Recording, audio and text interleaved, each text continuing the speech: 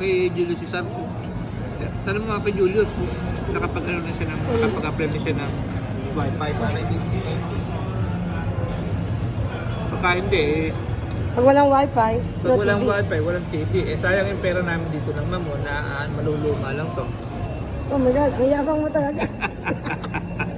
Nakayabangan, nasa kanya talaga yun.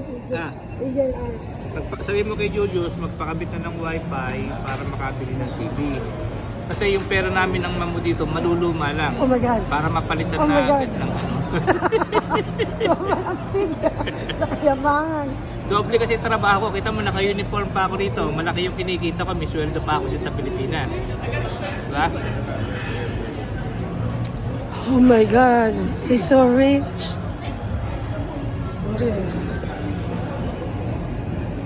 Sino ba? Oh.